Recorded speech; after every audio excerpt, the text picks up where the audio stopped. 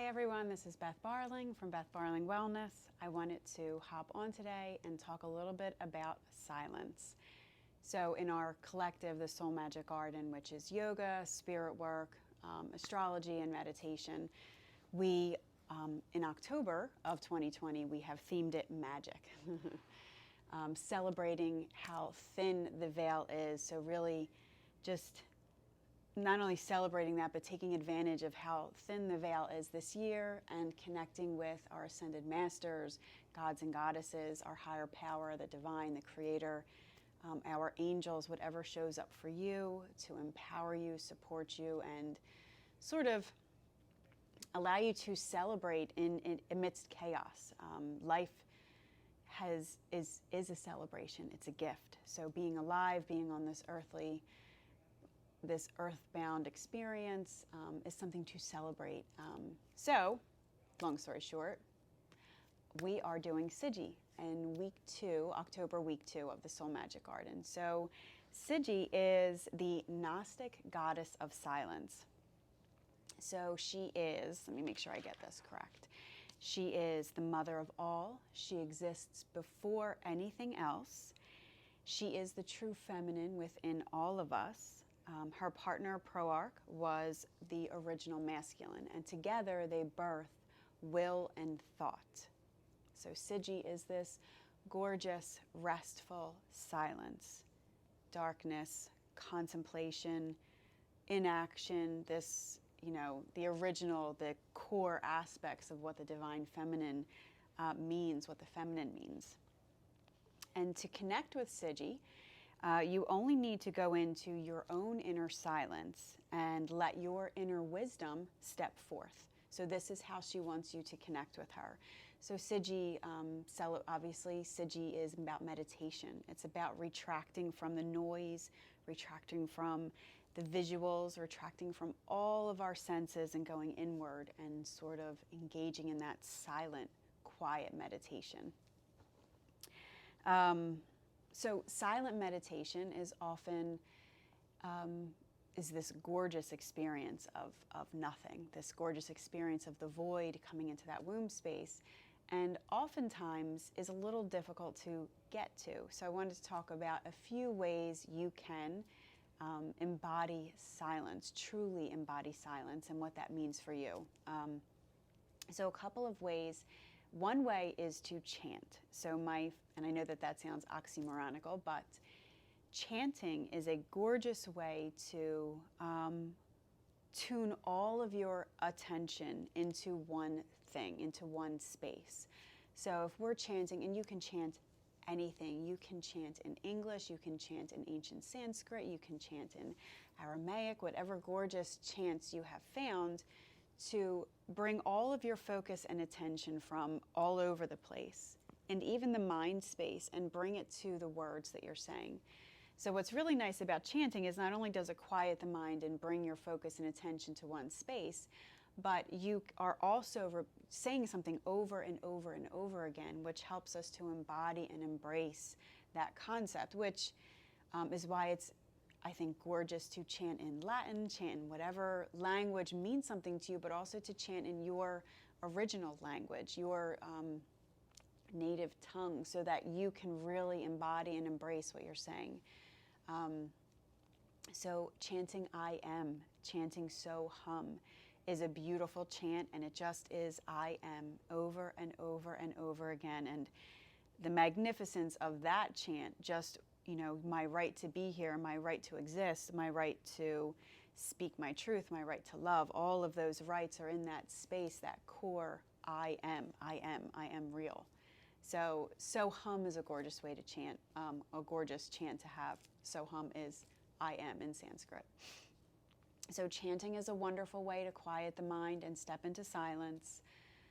And once you have gotten to that place, you can chant Om, you can chant Om Tori, Tu Tori, Soha. There's so many different gorgeous chants you can look up and find out what means something to you.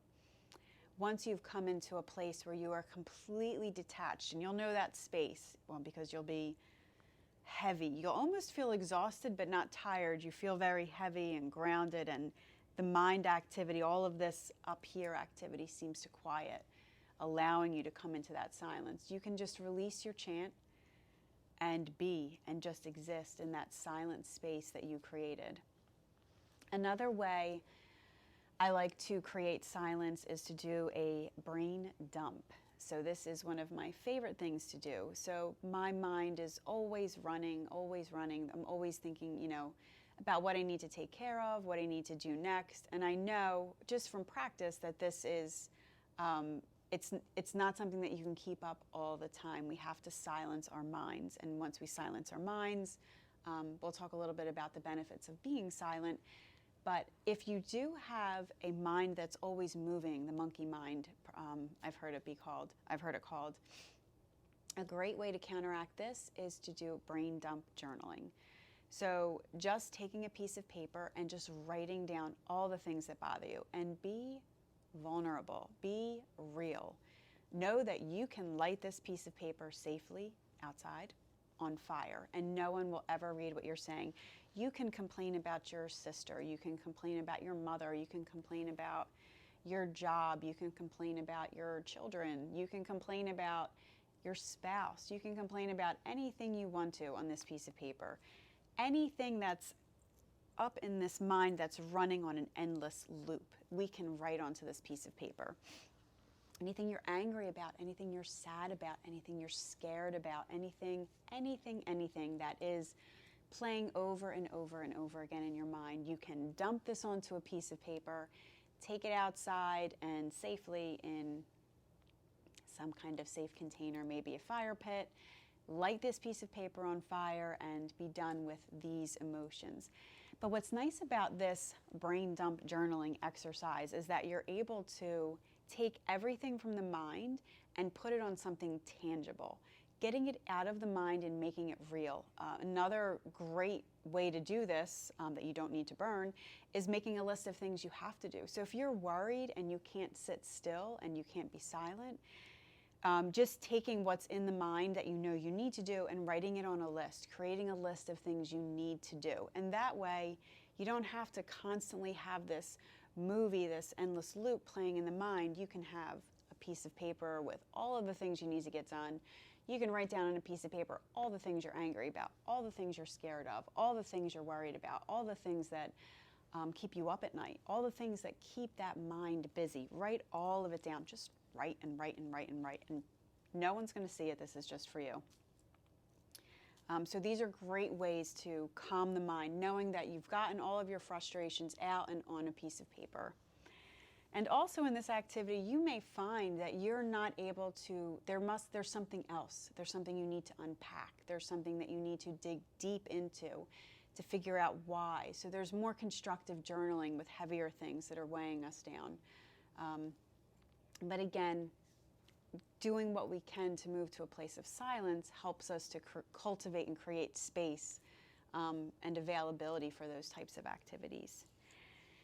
So another way to cultivate silence, so we talked a little bit about brain dump journaling, we talked a little bit about chanting, but also breath work. So breath work is so incredibly amazing and important. So just breathing belly breaths. So in yoga, in yoga, where I'm classically trained, and many different doctors and all kinds of different breath specialists, when you diaphragmatically breathe, we inhale, we fill our belly, exhale, belly button to spine. So diaphragmatic breath is a wonderful way to calm the entire body. And why is this? So when we breathe diaphragmatically, we're allowing the diaphragm space to grow and compress. So move within the body. And it allows the lungs to fill up properly, allows the lungs, even though you're not breathing in your chest where you may think you should be breathing, which is in and out of your chest where your lungs are, we breathe into our belly because we're stimulating this diaphragm here. So we're allowing space for breath to come in and out of the lungs by activating this diaphragm.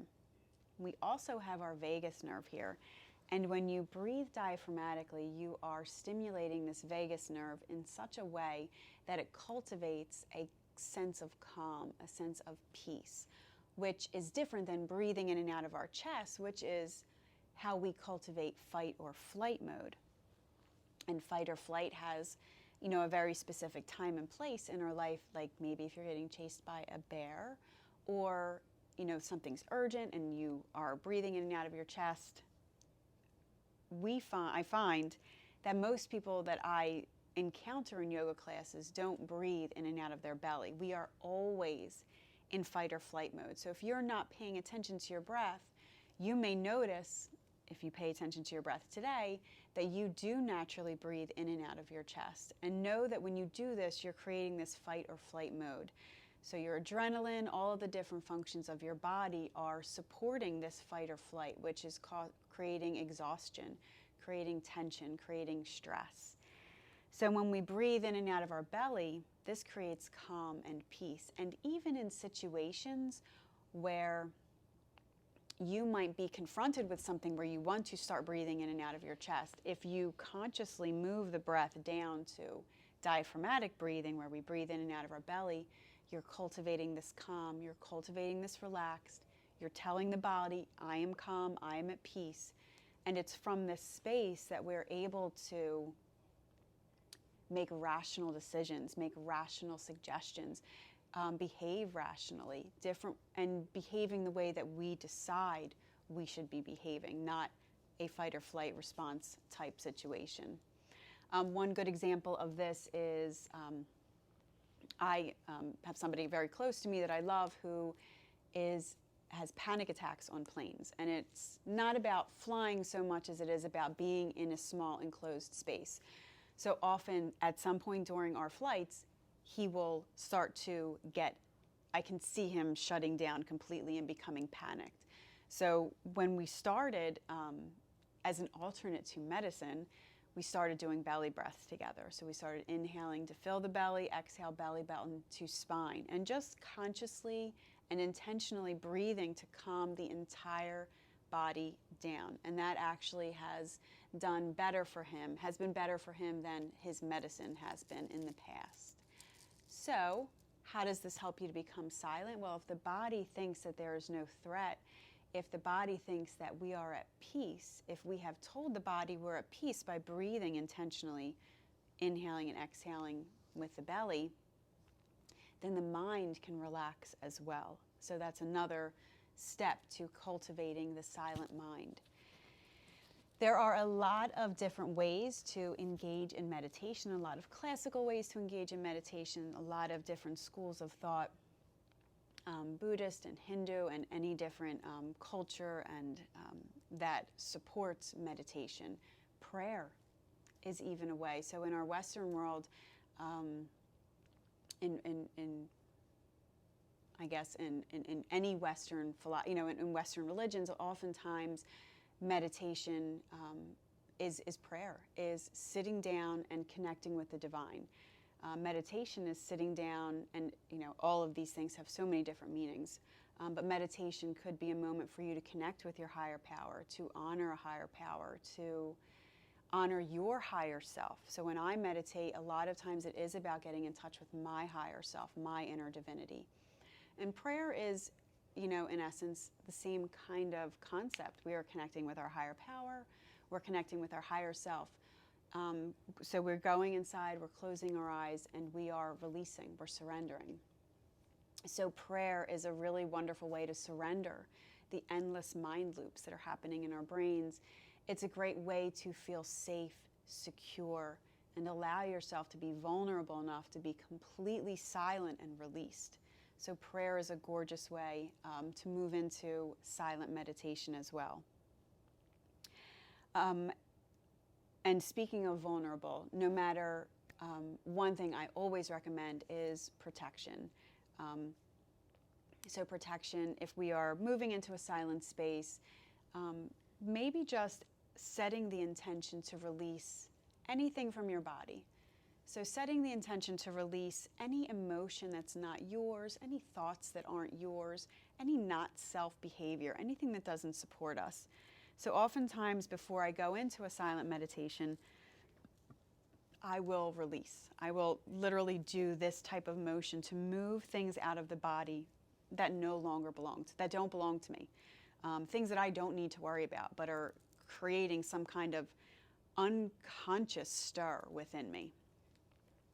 And often if I am really busy or really stressed or really holding on to things, I'll get on a treadmill and I'll walk and I'll create heat and I'll move, and I will still do this as I'm walking to shake all of these different pieces off of me that don't belong to me. So we're clearing out our energy field.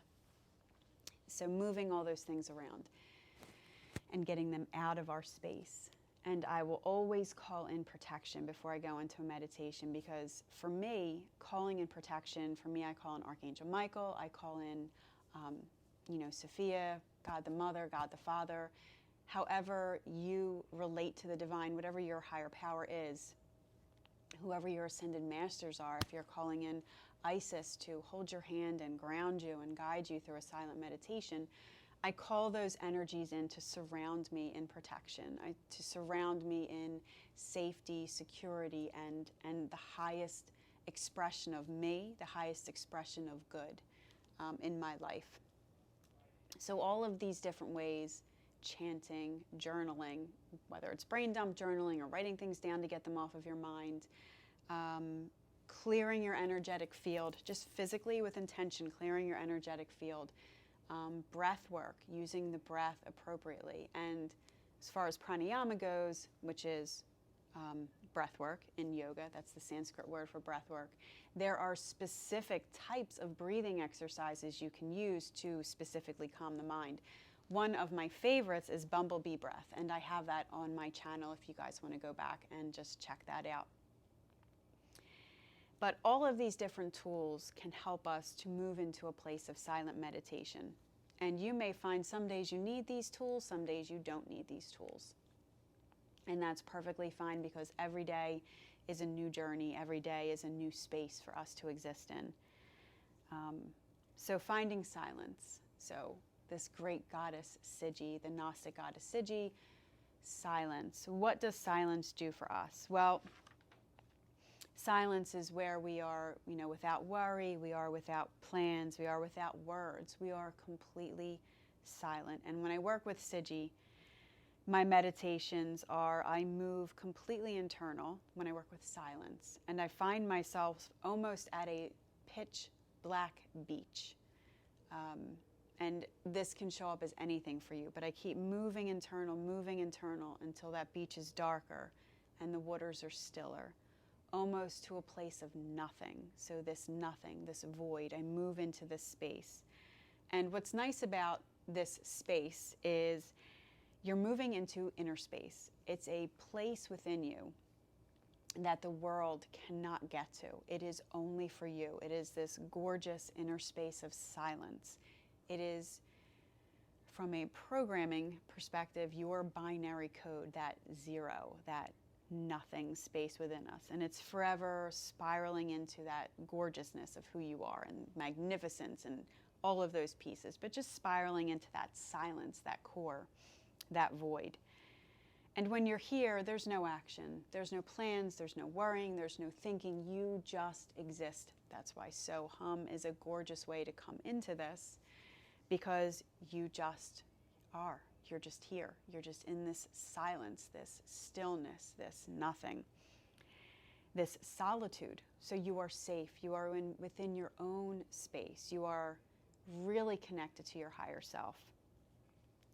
And this is a place of solitude, peace, and calm. It's also a place where you are restored, where you are rejuvenated, where you are recentered. So these are the gorgeous gifts of being in silence.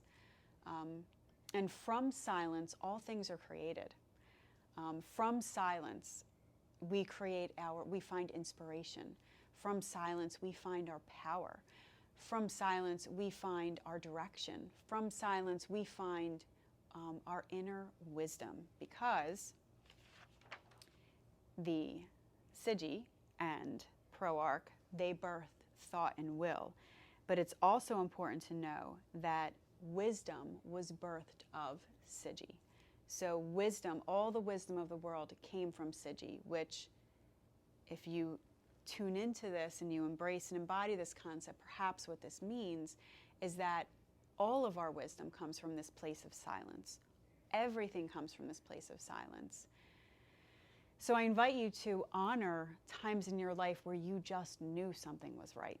Honor times in your life where your intuition was like, that's wrong, go this way. That's not how you want to do this, you want to do this. So embracing our silence is an opportunity to really embrace our inner wisdom, our ancient inner knowing. We all have something gorgeous within us, this void space where all things spring from. Your gift to Sige is meditation. If you do want to work with Sige, as we are doing in the Soul Magic Garden, you are more than welcome to check that out. We have meditations to Sige, we have classes for Sige, and we always have an energetic report for the week. So, feel free to check that out. My website at bethbarlingwellness.com, you'll find all of that information. But if you want to just tap into this silent space, this is a critical component of getting in touch with self, getting in touch with our higher power, and perhaps getting in touch with Sige, the mother of all, she who existed before there was anything.